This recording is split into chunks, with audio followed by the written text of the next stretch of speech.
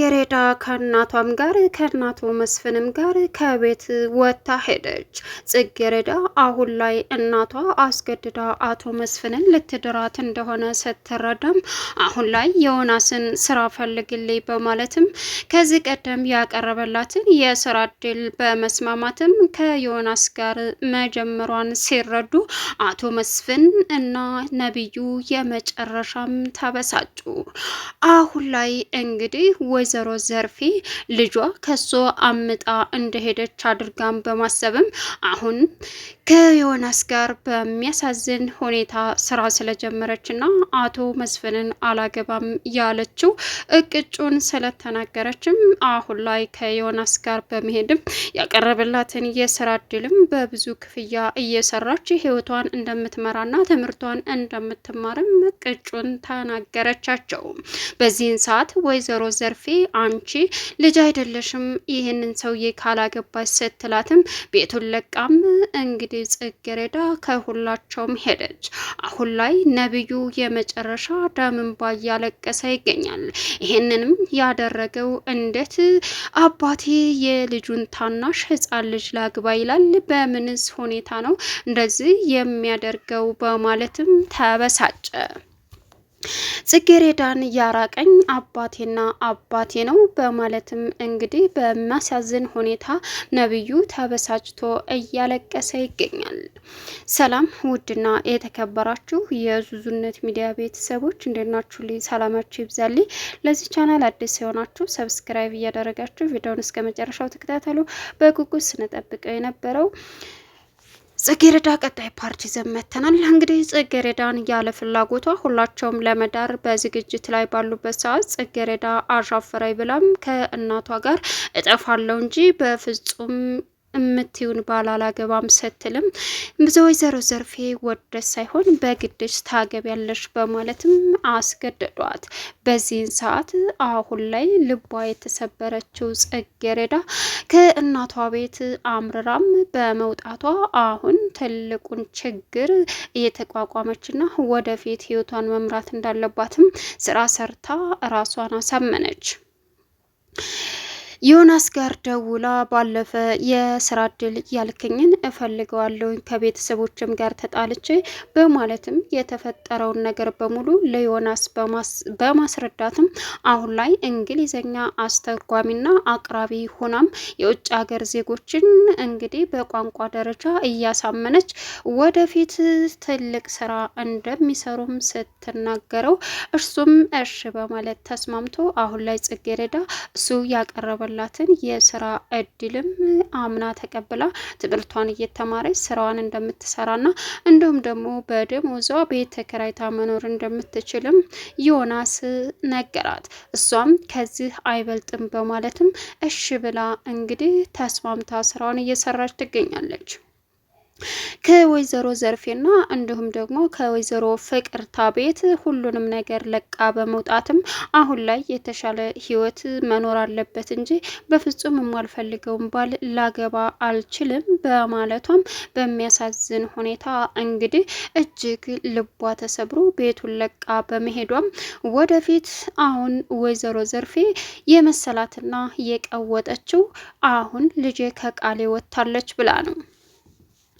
ሌላኛው እና ትልቁ እንግዲህ አሁን ላይ ጽጌረዳ የመጨረሻ ውሳኔዋ መቼም ያልተሳሳተ እንዳልሆነም ግልጽና ግልጽ አድርጋ ህይወቷን መምራት እንዳለባት እናቷም እውነቱን ስታቅ እንደምትረዳት አምና ስራዋን እየሰራች ትገኛለች። በእርግጥ ጽጌረዳ ከነነብዩ ቤት ባለችበት አጋጣሚ እንግዳ መጥቷል ሻይ አፍሊ ሲላትም እሺ ብላ ሻውን አፍልታ ወደ አቶ መስፍን ክላስ ይዛ ስትሄድም ወይዘሮ ዘርፌንና እንዲሁም ደግሞ ወይዘሮ ፍቅርታን ስታይ ደንግጣ እባክን ድረስልኝ እያለች ነብዩ ክላስ ዘው ብላ ስትሄድም ነብዩ ምን ነሻለ እንጂ ምን ተፈጥሮ ነው እያለ ሲቀውጠው እሷም የተፈጠረውን ነገር አልነግርህም ብቻ እዛ ቤት እናቴ መታለይ ስትልም ምን ልሰራ ማለት እናትሽ ደግሞ እኔ አባዬ ክላስ ምን ልሰራ ገባች ሲላትም እሱን አላውቅም ነብዩ አለችው። በቃ ቀጥታ ይዘሽ ሂጂና ስጪ አንተ ስጥልኝ እያልኩ ነው አለች። እሱም እሺ በማለት ተስማምቶ አሁን ላይ እንግዲህ እሺ ሲላትም ግን ጉንጭን ስትስሚ ነው ማደርስልሽ ሲላት እሺ ብላ ሳትወድ ጉንጩን ሳመችው። ያምሃል እንደ እያለች ሄቨን እንግዲህ ነብዩ ከዚህ በኋላ ጽጌረዳ ላይ ያደረግንባት ነገር ትክክል ስላልሆነ እኔ በእኔ በኩል ይቅርታ ጠይቂያታለሁ፣ ይቅርታ ጠይቂ ሲላትም ለምን አለችው። ጨርሻለሁ ከዚህ በኋላ ጽጌረዳን መጉዳት አልፈልግም ሲላትም እኮ ለምን አበቃ ተናገርኩኝ ሲላትም እሺ ደግሞ ስለ ጋብቻው እንደተስማማች ሰምቻለሁ አላት። በእርግጥ የነብዩ አባትና ወይዘሮ ፍቅርታ አቶ መስፍንም ሆነው እያወሩ ነበረ። በጽጌረዳ ሳይሆን በነብዩና በሄቨን ጉዳይ ልጅን ለልጅ እናጋባቸው እያለች ስትቀባጠር ነብዩ የመጨረሻ ተናዱ ወይዘሮ ፍቅርታን ነይ ውጪ ሳትዋረጂ ስለምን ጋብቻ ነው እማልፈልጋትንና እማልወዳትን የማላቃትን ልጅ አላገባም በማለትም እንግዲህ ነብዩ ሲናገርም ከዛም መሄድ ሳይኖርብኝ አይቀርም ስትልም አው ውጪ ከዚህ ቤት ውጪ በማለትም ተናገራት። እሷም እሺ ብላ እንትን ስትወጣ አሁን ላይ ወይዘሮ ዘርፌ ያየችው ጽጌረዳን ነበር። ጽጌረዳ የቤት ሰራተኛ ሆና እቃ ይዛ ሻይ ይዛ እያመላለሰች ነበር። በእርግጥ አሁን ላይ ነብዩ ያንን ሻይ ይዞ ሄዶ ሲያዳምጥ እያወሩ የነበሩት ስለሱና ስለ ሄቨን ሳይፈልጉ ሊያጋቡት እንደሆነ ነበር።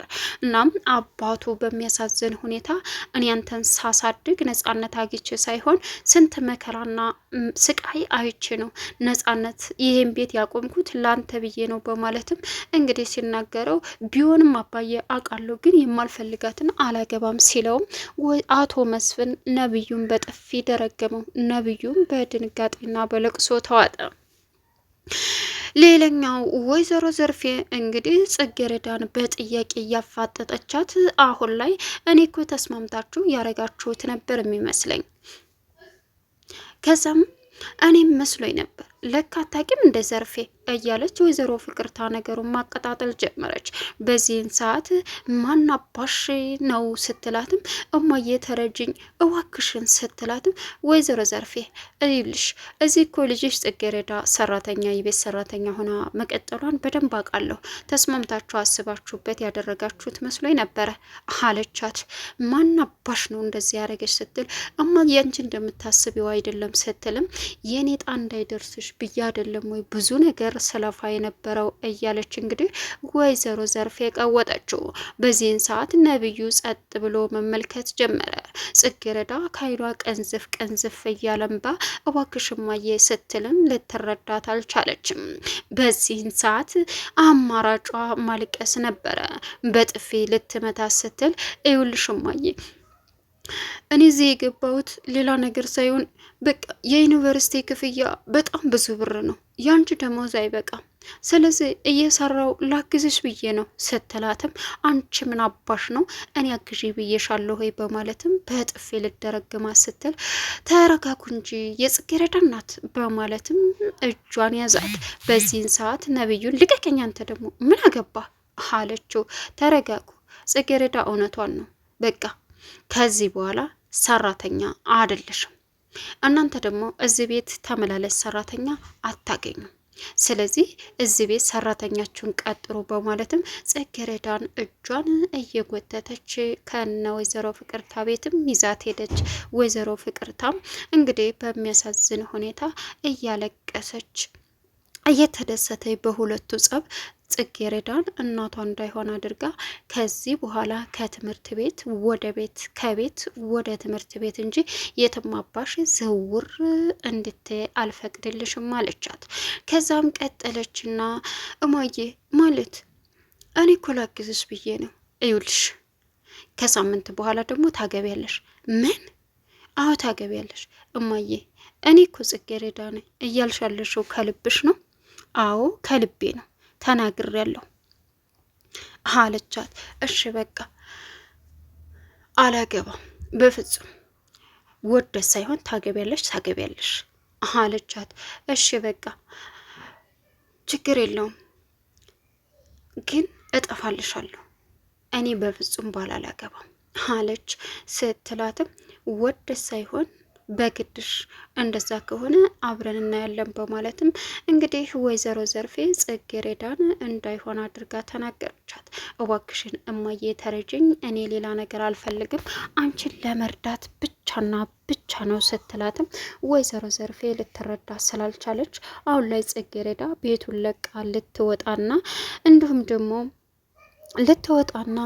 ልትሄድ ተገደደች።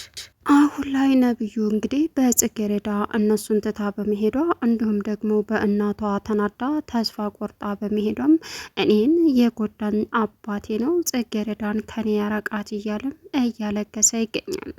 ሌላኛው አሁን ላይ ነብዩ ሄቨንን ከዚህ በኋላ ጽጌረዳ ላይ ያደረግነው ነገር በጣም የጅል ስራ ስለሆነ ሰው ልጅ ላይ ይሄን ያክል ነገር አይደረግም፣ ስለዚህ ልናቆም ይገባል ሲላትም እሷ ደግሞ በፍጹም እንዴት ይሄ ሊሆን ይችላል አለችው። እሱም ሰው ልጅ ላይ እንደዚህ ማድረጉ ተገቢ ነው ወይ? ይች ልጅ ምንም ታታደርግ ያለ ጥፋቷ ብዙ ስቃይ አሳይተናታል። ስለዚህ ቢቆም ነው የሚሻለው፣ በእኔ በኩል ይቅርታ ጠይቂያታለሁ ሲላትም እሷም አንቺም ይቅርታ ጠይቂ ሲላት ምን በቃ አለችው። አዎ በቃ ሲላትም እሺ አለች። አዎ እንደዛ ቢሆን ነው የሚሻለው አላት። ቀጠለና እንግዲህ የሚሻለው እንደዛ ሲሆን ነው። እሺ እና ደግሞ ስለ ሰርጉ እንደተስማማሽ ማለቴ ስለ ጋብቻው እንደተስማማሽ ሰምቻለሁ አላት። ስለምን ጋብቻ ነው ነብዩ? አታስመስይ፣ ማስመሰል አይጠበቅብሽም። ሁሉንም ነገር አይቻለሁ፣ ሰምቻለሁ። ምንድን ነው እሱ? እኔ እኮ የሰማውን ነገር የለም ስትለውም በደንብ ነው የሰማሁት፣ በደንብ ነው የማቀው አላት። አረ ነብዩ ምን እያልክ ነው? እኔ የማቀው ነገር የለም ስትልም አሁን ጽጌረዳ በፍጹም ይህንን ልትተወው አትችልም በማለትም እንግዲህ የተናገረችውን ነገር በሙሉ አሁን ላይ እውነታውን ለመናገር ደበቀች።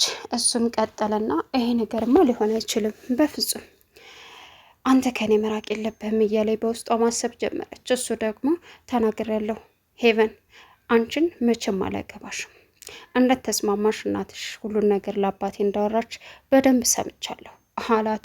እሺ እኔም ማውቀው ነገር የለም ብላ ሸመጠጠች። ለቻናሉ አዲስ የሆናችሁ ሰብስክራይብ እያደረጋችሁ መልካም ቆይታ ይሆንላችሁ።